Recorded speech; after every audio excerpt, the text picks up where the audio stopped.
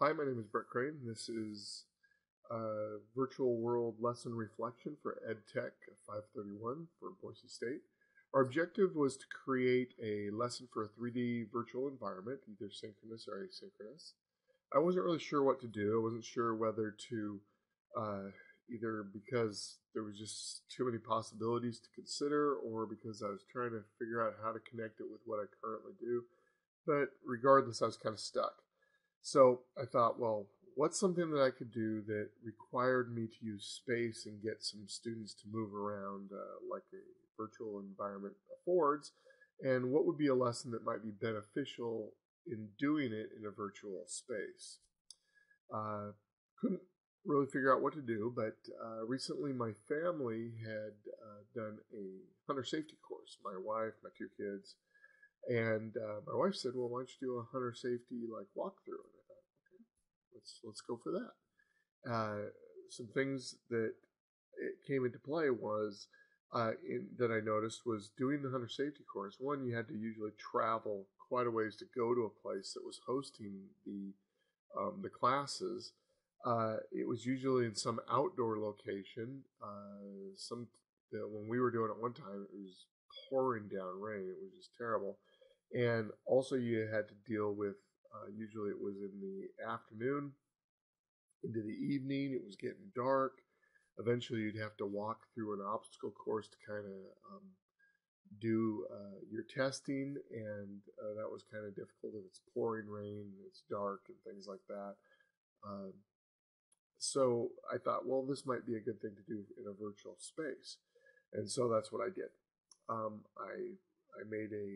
did a Minecraft environment, focusing on three different areas. One, I had a course set up for is the situation safe, and I had two situations to consider, like what was behind the targets you were shooting at.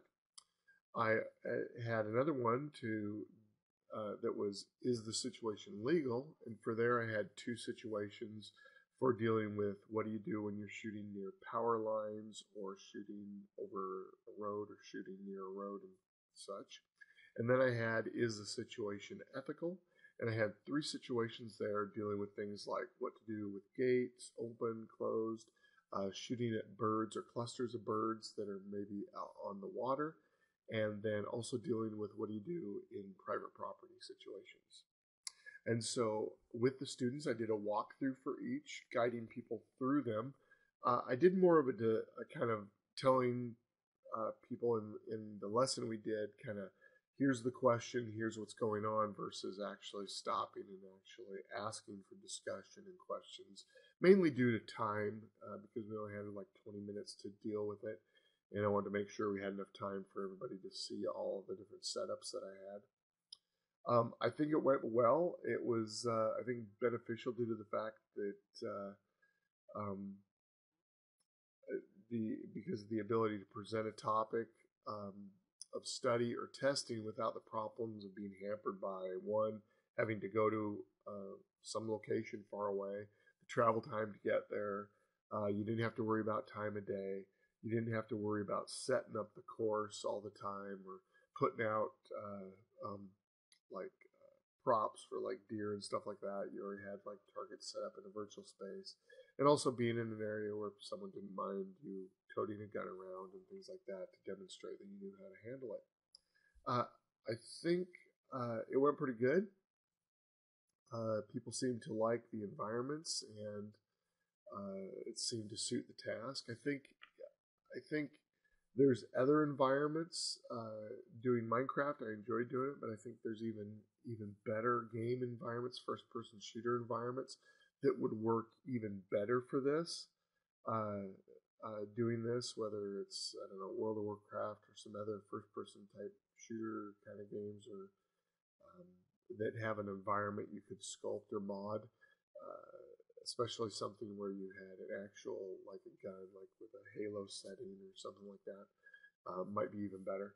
But I think things went well, mainly because of just kind of the it seemed to get people thinking about how I use the environment and such. I had a little extra time at the end, so I also had a shooting range and kind of a survivor, what was it called? A survivor challenge, team challenge, where you would shoot targets and have them disappear from a board. And that seemed to work out okay. So all in all, I enjoyed creating the lesson. It took me about